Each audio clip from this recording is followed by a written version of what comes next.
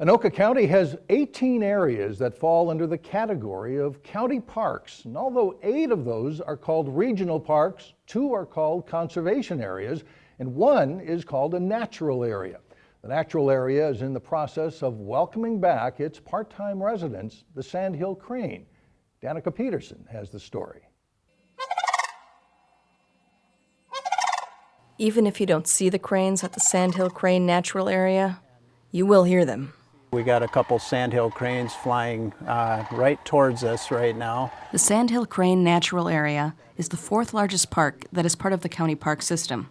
And it is also one of the least popular. This, I would say, is probably one of the least visited parks in Anoka County. It doesn't even have a parking lot. The road just ends and the trail opens up. A trail that leads to more than 500 acres of wetlands, forests, and native prairies. This area started to become what it is now in the mid-90s when 4 different agencies decided to team up. Anoka County owned land here, but so did East Bethel, the DNR, and the Minnesota Pollution Control Agency. The 4 agencies came together and they're like, this is a really nice biologically diverse resource. In fact, it's probably one of the most biologically diverse pieces of public property in Anoka County. In 2001, a master plan was finalized, agreeing to preserve and protect the natural resources in the area. Today, there are natural hiking trails and boardwalks in the park, and it is home to a diverse set of plants and animals, including some endangered species. So there's rare Blanding's turtles.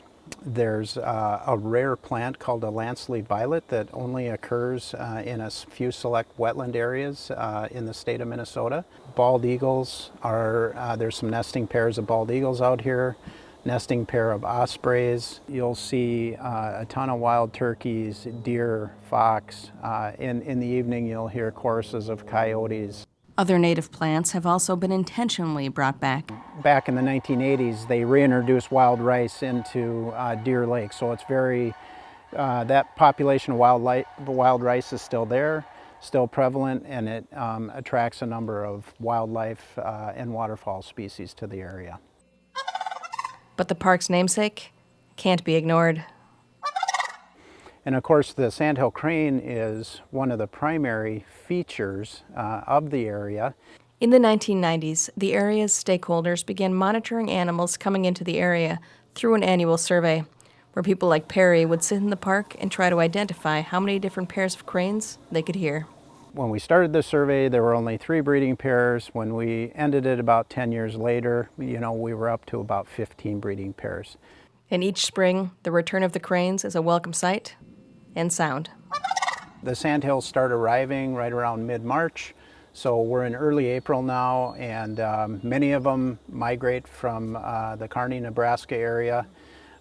They find suitable habitat, breeding grounds here in Minnesota, central Minnesota, and go through their rituals and raise their young right here on the Sandhill Crane Natural Area.